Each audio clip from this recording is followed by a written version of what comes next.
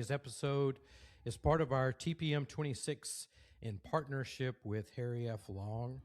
Special thanks to our present partners, the Port of Virginia and Gnosis Freight. Yeah, we want to also give a shout out to our supporting sponsors, the Northwest Seaport Alliance, KP Global Logistics Consulting, Watco Logistics, and Archer Technology. And then last but not least, friends of the pod. So anyway, Socks, Logward, Newfangled Images, and Odyssey Logistics. We really appreciate everyone's support for the coverage of all of these episodes, all of the content, and the time that we spent at TPM 26 in Long Beach.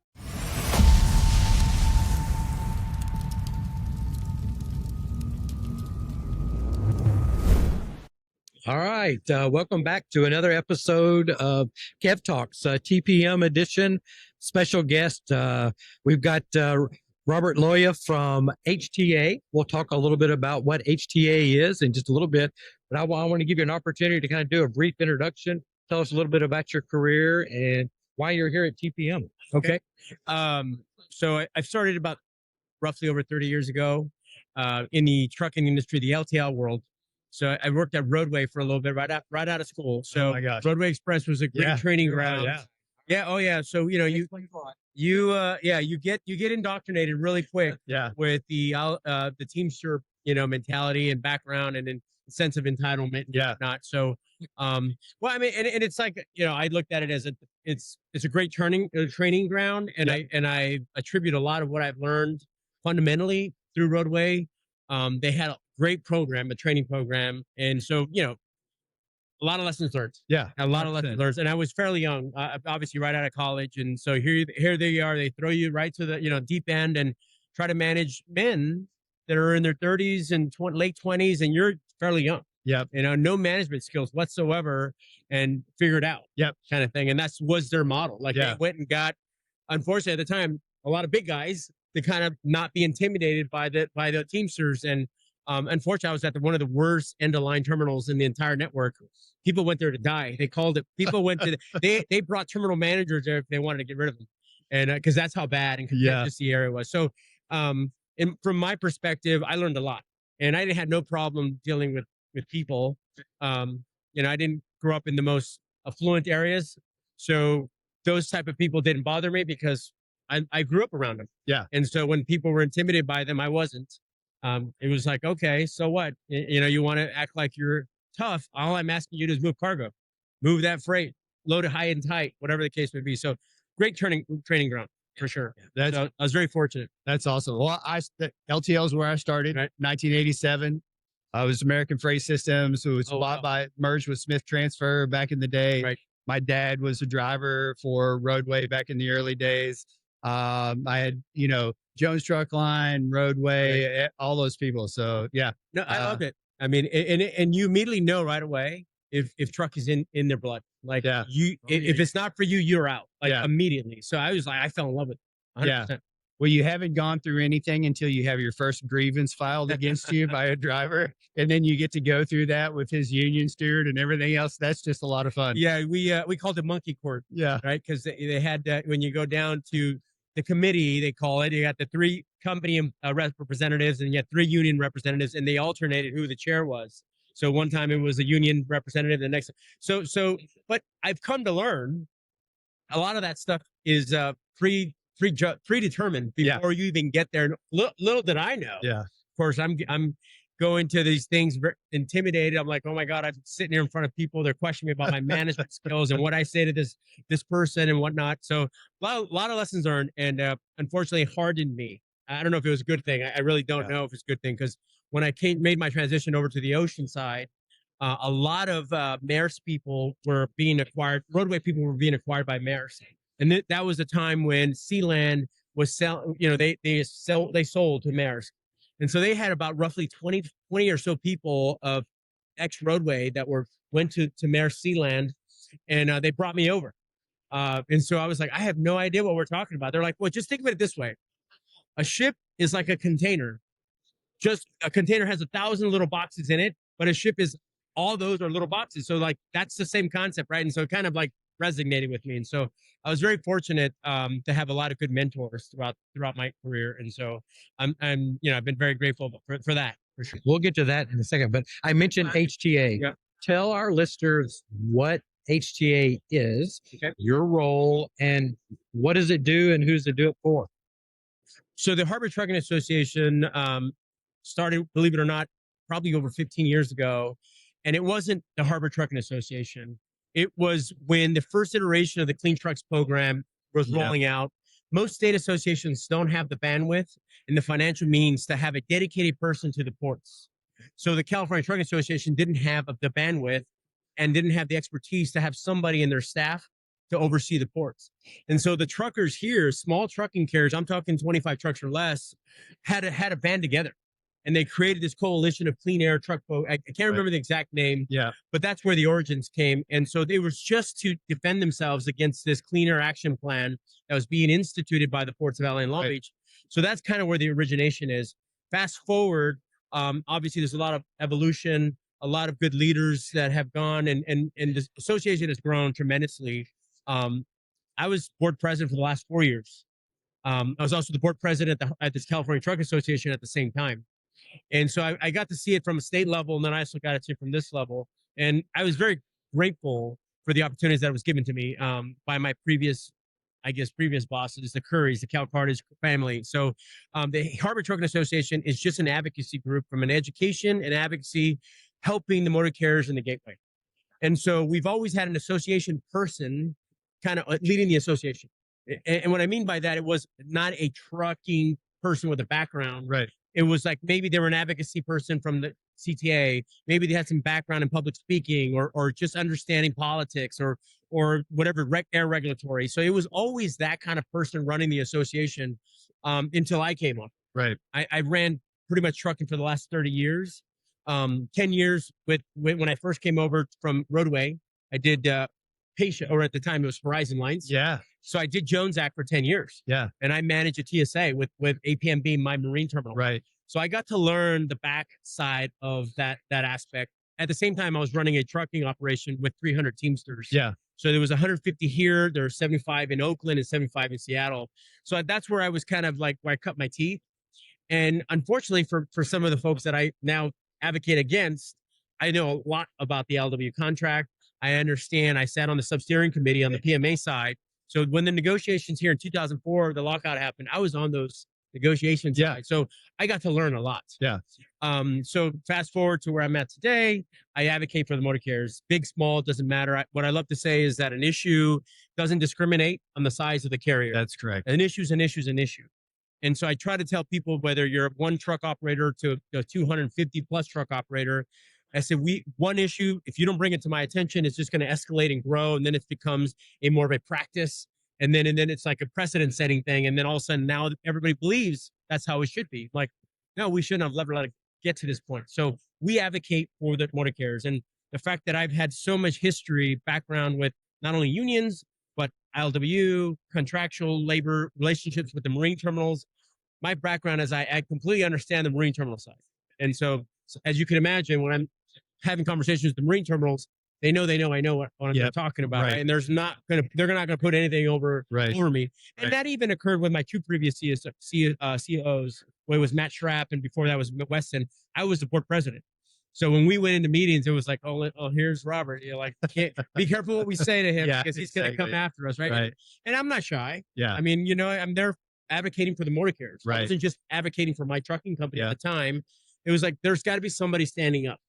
And that's one of the things I wanted to add. You're talking about, one truck versus 100 truck companies. And, sometimes that consolidated voice for the company that has 1 to 5 trucks is even more important than the company that's got 100 to 300 trucks, because they need that advocacy. They need their voice to be heard, because their business for those 5 trucks is their livelihood. It's their life. So, and you guys not only, I have a little bit of experience with the HTA.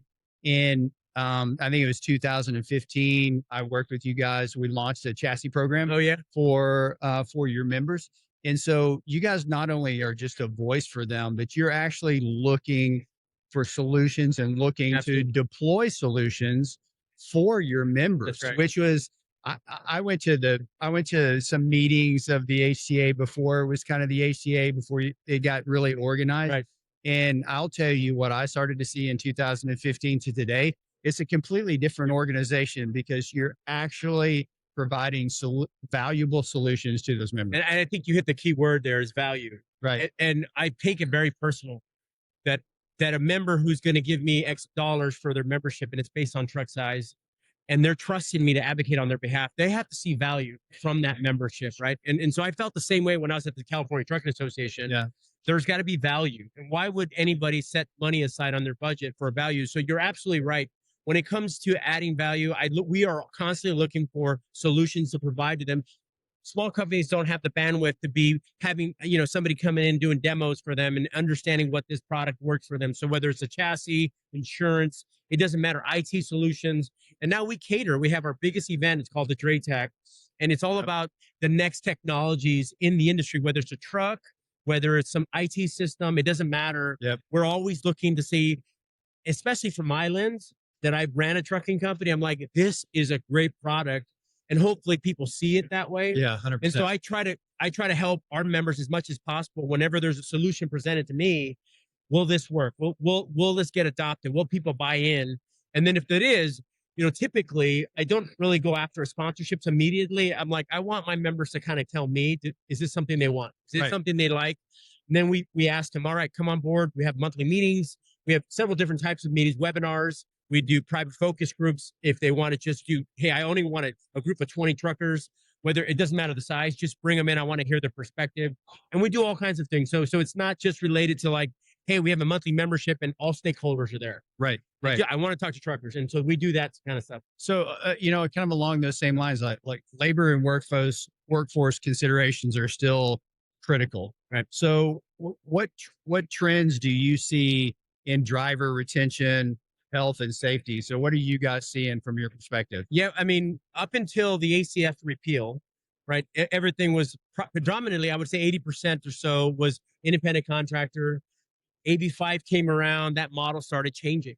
Yeah. And you saw that more companies were like, it's getting much more difficult to run a business from an independent contractor model, especially because of AB5 and how restrictive it was from an ABC model, being the B prong being the much more difficult prong to meet.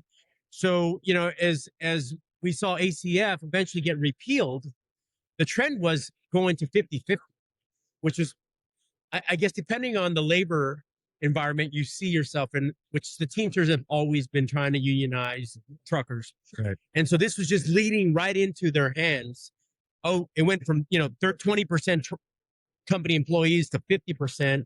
And maybe that's perhaps some of that by design, because you have the, Port of LA, heavy influence with the unions, and their policies when they implement a clean truck program, they wanted all employees, right? We pushed back against it, and ATA ultimately, prevailed in that case. But so the trends were definitely going in that route. But AB5 taught us a lot. We've had to do some things creatively. I wouldn't say creatively in a bad way, but like, okay, I ran a brokerage. I did have motor carrier fleets that were working for me as micro fleets or whatever. I now had to separate my business of line of business. If I had owned trucks and I had a brokerage as well to supplement my workforce, I had to create 3 different companies. Yeah. I had a management company, and I have my motor carrier company, and I got my brokerage. Well, if you know most contracts, you can't double broker. Right. And it becomes a big problem in California. So you almost kind of have to create an exemption and a lot of educating of customers. Like that. Yeah. And so that was tough. I will tell you, when that first came out, a lot of BCOs were like, no, we don't double broker. We don't allow it. But it's the same trucks. The same guys are coming. Yeah. And so it was a big educational piece. But the more the truckers now have, created their own businesses, got their own insurance, realizing it's much more difficult to license your own truck, get business license, have to create your own SCACs, have to go in, pay for the concessionaire agreements. There's a lot to a business, right? And so obviously for us to comply with AB5 and business to business, that's what they had to do. And so I think we've learned to adapt to that. And so then some flourished because of COVID. There was a lot of opportunities that was created, which is now our problem, is that we're oversupply of truckers. And that's why we've been in a freight recession for the last 2.5 years. So it's been difficult, and obviously we fell victim to it. My previous company, we had to close down. So that kind of led to this opportunity. Yeah. So I've learned from the very difficult, being from the big 500 truck operation or bigger to like a 40 truck operation, and then having to close that down was very difficult, and it's expensive to operate in California. Very expensive to Yeah. from a company model to compete. Yeah. I want to back up a little bit Sure. on we all know West Coast ports are some of the busiest, Yep. in the world and most complex. From your viewpoint, what do you see are the biggest challenges for dray providers today? Yeah, I mean, there's a lot. We've been facing with a lot of new changes and regulations and policies that the ocean carriers and marine terminals have implemented. As we got out of COVID, there was a lot of lessons learned, and not always good for the motor carriers. Aside from the regulations, the air regulations, you have the AB5 you have to comply with. Then you have insurance costs that continue to skyrocket.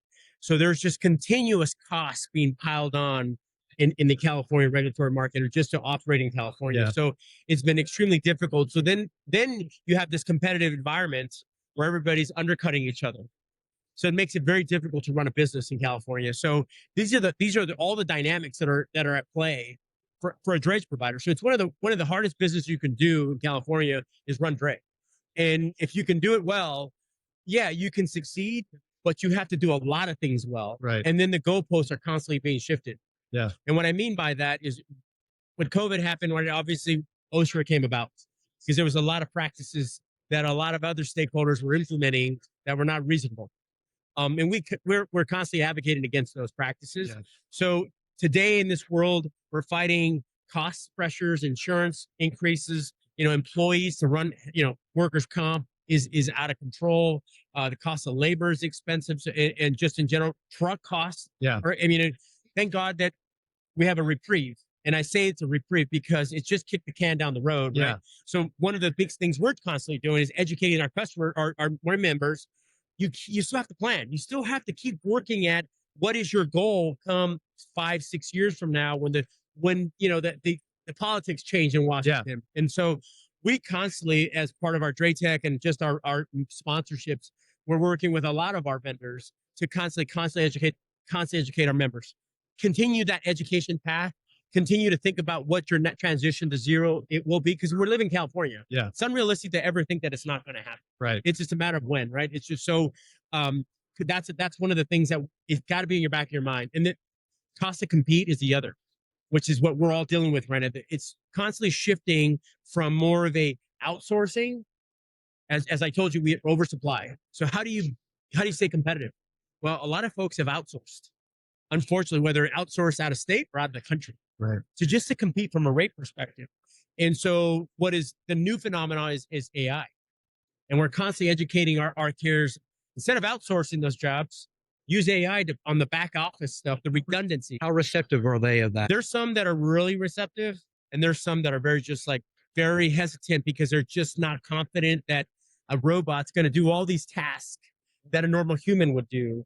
But if you see them, it just keeps getting better and better, more efficient. And, I was at one of our sponsors' events this past week, and they wrote code right in front of us. They did a demo right in front of us, and he had a fake work order come in, did all the dispatching, upload, and then he goes, I'm going to build a human check right before invoice gets sent out. So he built that, and then there's a pending files of all the invoices ready to pend out. And so, based on the criteria that he created, customer wants a seal, wants, PODs, et cetera, whatever it was. And it met everything. And it had the file ready to go. And it was amazing because it took literally 15 minutes to build it, run a fake work order through its paces, and it was ready to go. And so you're like back office, receiving, billing, any order entry, all that can get AI before you start adopting dispatching, which some have. And so what I also try to educate my members is saying, if you want to compete from a cost perspective, you also need to educate yourself on the AI side, because your competitors are doing it. You're eventually going to get swallowed up.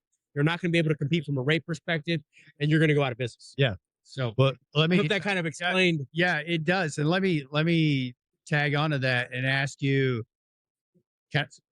appointment systems. I'm just going to leave it there. Yeah.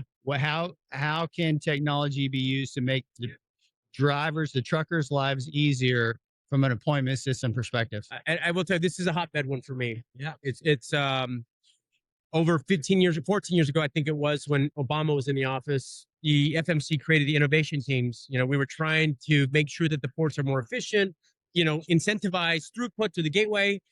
And so I was one of the truckers at that meeting, and I was working at Cal Cartage at that time. Yeah. And the terminals were talking about implementing appointment systems. And then we went to FMC, went to Washington, had tons of meetings.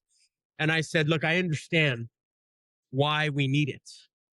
As long as it's not weaponized, I think it's a great thing for the industry. We densify, we get a more consistent turn time, but you can't weaponize it and you can't restrict our access. What do you mean by weaponized for our listeners and our audience? Yeah, no problem. So what we have found is that we were very concerned that we're going to get restricted in the number of opportunities to pick up a container. So in the random access model, it's off the ship. They said it's available. Everything's cleared. Just come. Right, as long as the row is open, just line up. Yep, just come on in. But and so you saw inefficiencies in that process, right? And it's hard for some folks to grasp that concept. And so since I ran a steamship line, at least I was responsible for a TSA. I understood the benefits of it, but I also was very leery about, you give an inch, they take a mile. It is what we've seen. Yeah. And so we're constantly fighting that. These bad actors, I call bad actors. There's bad actors in trucking. There's bad actors in ocean carriers. Right. There's bad actors in marine terminal operators who are constantly pushing the envelope to try to restrict our ability to pick up containers. And then when we implement technology to protect ourselves, we're now being told that we are violating the user terms and services agreement because we're not using their system. Yeah.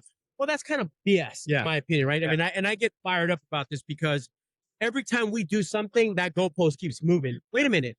You're only giving me one shot to pick this container up within the free time window. And now you're restricting how many appointments I get because you're metering me in. You're only servicing this row. You're only servicing this row. If you recall, the terminals used to post rows that were closed and open. As they were discharging, cleaning up, they would close the row for the first shift. They would open up the second shift, etc. They don't post that anymore. So they're hiding behind appointment systems. So you don't know what rows are open, which ones are actually offering appointments to. They just keep telling you, check for appointments, check for appointments. Yeah. Completely unreasonable. Completely unreasonable. That's why we helped rewrite, which was at the time SB 45 in California, to SB 2406, AB 2406. So I was one of the co-authors that helped write that.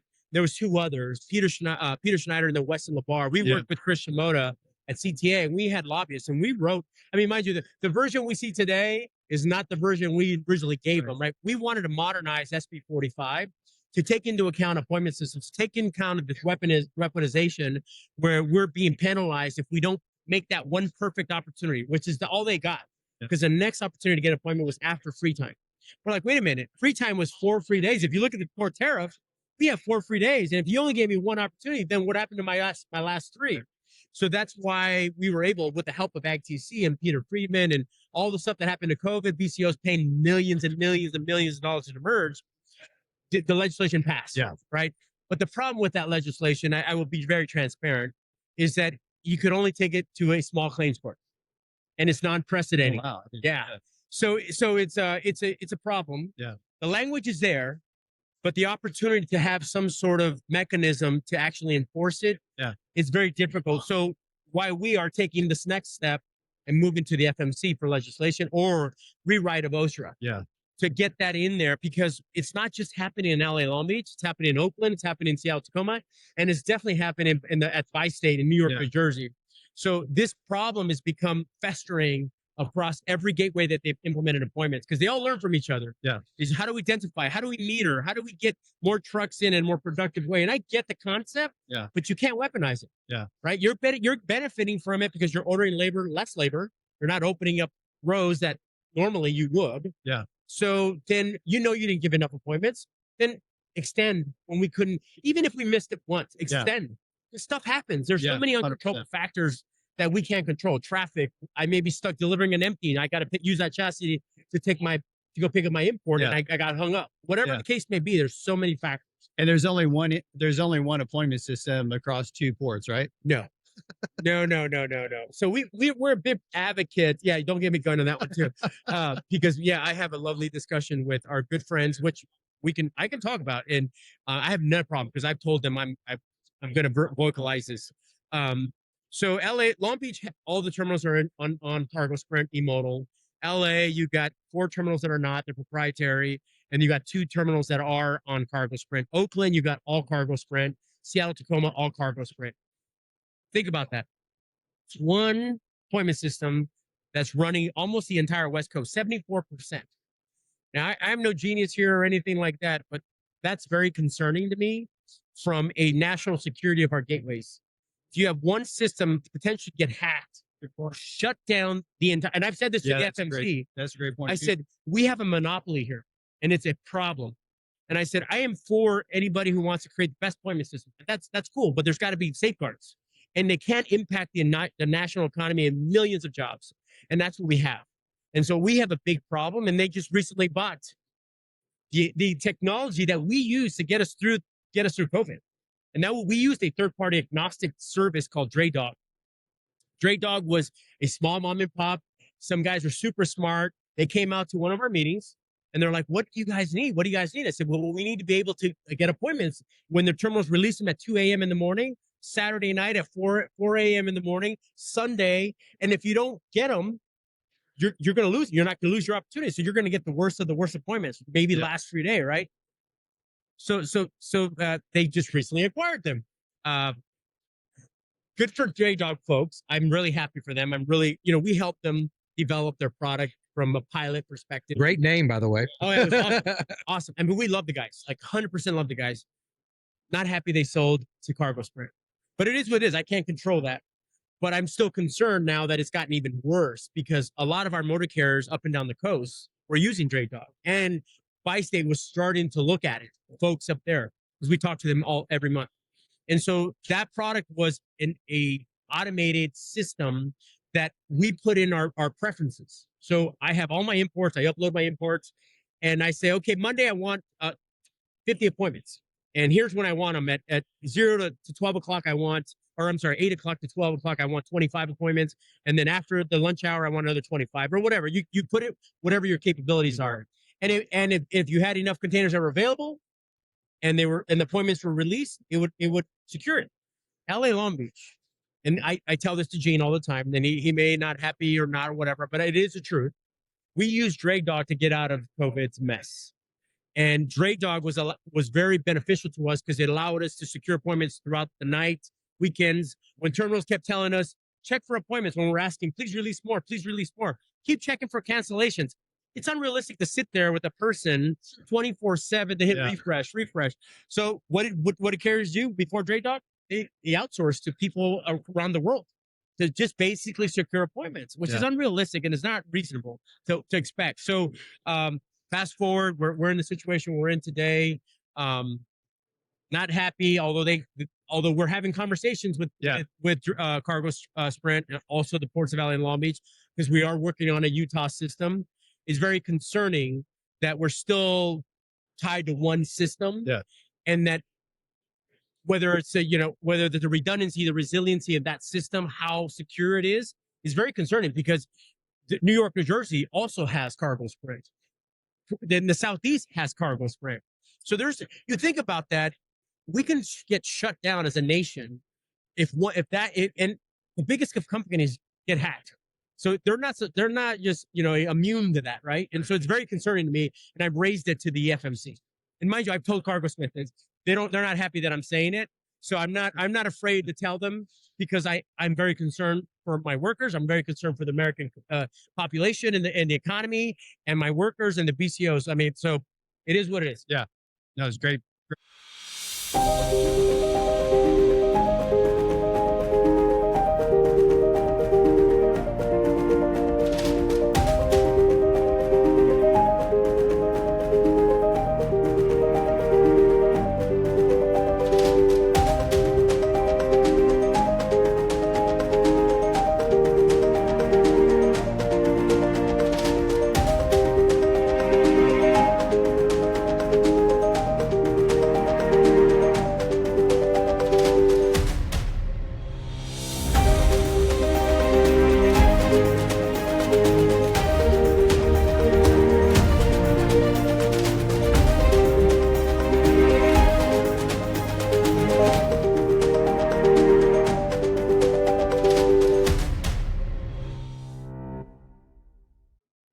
Robert, listening to you, I can't think of a better person to be in the role that you're in with your background and your experience. But you've been in your role, CEO, Roughly 6 months. yeah, less than a year. Yeah. What are your priorities? You've talked about a lot of different things. Yeah, I mean, Where do you set? How do you set the priorities? I mean, of because what of you the focus? economy is what it is, we're all in every association's in retention mode, right? But that's not my goal. My goal is growth. And I go, there's a ton of opportunities. Here in LA Long Beach, there's 1,400 trucking companies, over 20,000 trucks. We have 300 trucking companies under as HTA members. In Oakland, we have 100 or so trucking companies. In Seattle, Tacoma, 35. Right. So it's growth for sure. Yeah. Obviously, retention, I feel that's obviously absolutely necessary, but I'm very confident in my ability to advocate for the motor carriers. They'll see value in what we're trying to do for them, right? So that's why I said to my board, I'm good with having a growth model, like a growth budget this year, because I feel I bring a different perspective. I bring a trucker's point of view to the association. I'm a trucker in an association role, not the other way around, whereas an association person advocating for the trucking community. Am I as versed as my previous CEO when it comes to regulatory stuff? Probably not. But I have other people that I go to when I need that. I can go to the CTA and we have in-kind memberships. Yeah. So we have relationships with everybody. So I'm like, if I need some help, I know where to reach out. I happen to know the CEO who was previously here, who's exceptionally understanding of trucks and regulations. So he always helps me out as possible. So that's obviously one of my goals this year is constantly educating my members about being educated, taking those necessary steps to convert. Even if it's just, I got a plan, put my plan together, not moving on it yet because they maybe can't afford it, Right. but it's a plan. So when you can afford it, you start taking those steps, apply for grants, and so Matt, my previous CEO, he's at one of the companies who's our sponsor, and he does an amazing job educating them, and he's a trucker. I love Matt. So that's obviously when I think we talked about appointment systems. That's near and dear to my heart. We're advocating for a more fair, equitable playing field. So when I talk about 24/6 and come in a free time, we're working with, which I believe I explained that we have a coalition of fair port practices. So I moderate that, and we have over 50 associations. Advocacy, RELA, NRF. We have, the Freight Forwarders Association, PCC, Pacific Coast, WTA, CTA, ATAs on it. So we have everyone, and it formed because of COVID. Yeah. And it was really originally called Demergent Detention Coalition, but now it's kind of evolved to a coalition of fair port practices. So we talk every month, and I lead that conversation. And so this is one of the other number one issues that we deal with. I mean, there's several number ones, but it just depends who you are. Transparency and data. Third-party access is huge for us because we're being told that we're violating user terms and services agreement. We wanted to have a regulation where we have responsible third-party access to the systems for that transparency of data between the ocean carriers, terminals, right into our BCOs, through us to the BCOs. And that includes bilateral communication from our TMSs or our third-party vendors, right, who are using to help us secure appointments, right? And so it's an ecosystem. And so we want clean access to data with guardrails. And so I say that with guardrails because I want to make sure that we don't shut down the system. We're pinging the terminals in a responsive manner, and so that they know up front this is how the process works. And so that's a huge one, right? And so one of the other ones that gets everybody is unrecoverable accessorial charges. And what I mean by that, it's a big one. So when we can't return empties or equipment to the terminals because the ships move, right? And the ERD, LRD changes, what happens to that equipment? Yeah. It goes to a storage yard. Lost opportunity, chassis, containers are on chassis, storage. And guess who gets billed for it? BCO. Yeah. But guess what's happening in this market? BCO is not accepting that charge. They may, and they say, you know what, trucker, there's no loyalty right now. Trucker B over here, it will not charge me storage in the event you can't return your empty. So who should that cost really be on and be borne by? The ocean carriers. They're not giving us adequate number of return locations. Mm-hmm. Plus the marine terminals, which is their agent, is not offering enough appointments, maybe because during slow periods, they have a lot of vessel voids. And so when you have a lot of vessel voids, guess what accumulates? Empties on terminals. Now their contractual inventory levels are at full. And guess who ends up eating those containers? We do. Yeah. So there's a lot of storage, and this goes across the entire. I hope our listeners are understanding that and following that as a BCO, how complex, port drayage, trucking, and not just West Coast, but West Coast even more so. Right.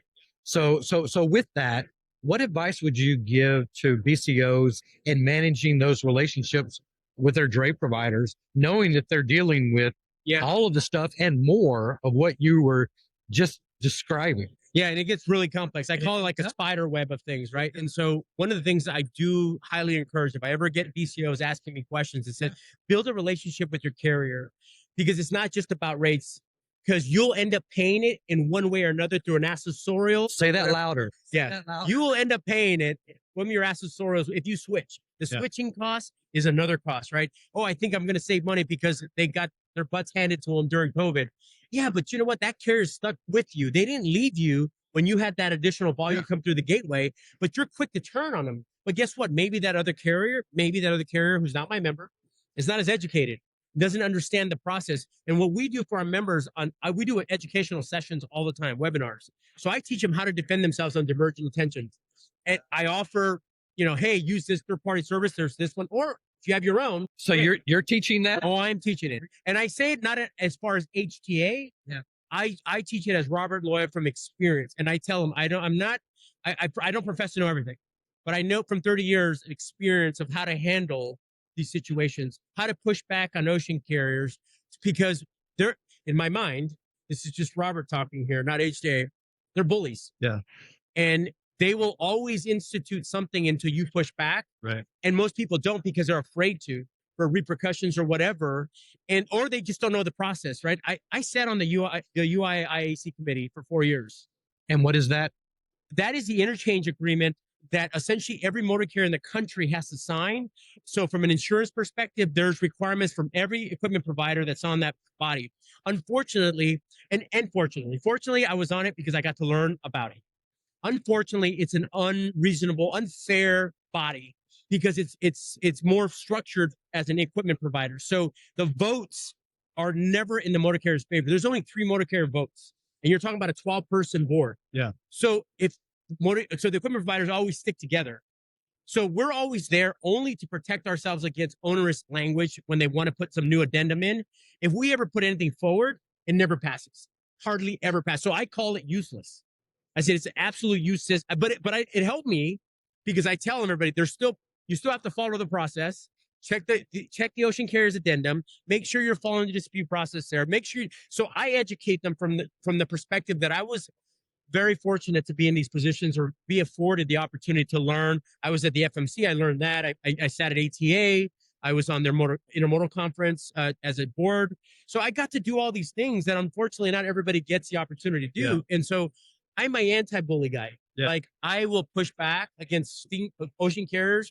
At a meeting today with one of the ocean carriers, and they said, "What's your guys' goal this year?" I said, "Here you go."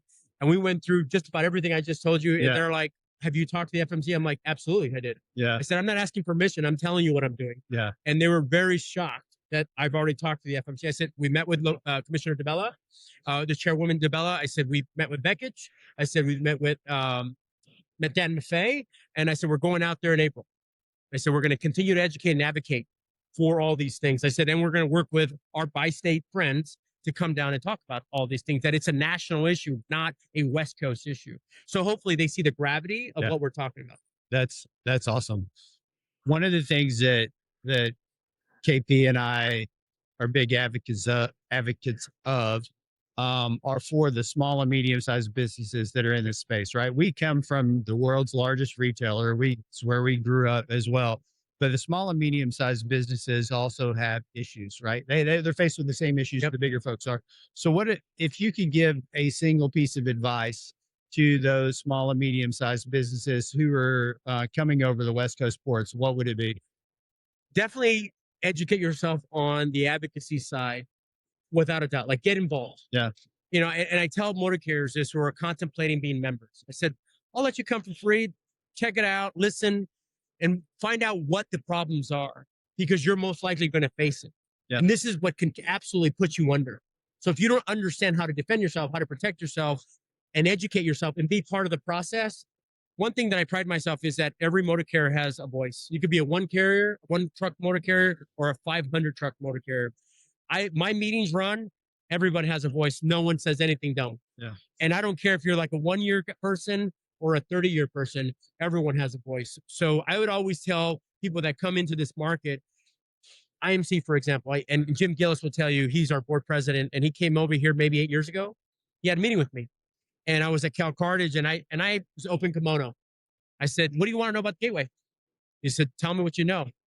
Shared everything, because my philosophy was, and this is not the Curry's philosophy, because they were upset when I did this, is the more educated the motor carriers are, the stronger we are collectively addressing these issues. And so I had a different perspective when it came to like sharing the secret sauce. Yeah. I knew the ports. Most truckers don't know the ports. But as I educated them, they learned how to push back. Yeah. And then they were able to help their customers save money. Right. And so they were able to build up. Yeah, there's more competitors now. And if you're a member, you're going to get educated if you come and become active. Yeah. So I would always tell people that come into this market, learn, get involved, whatever association you may be, whether it's a retail association, a broker's association, or even ours.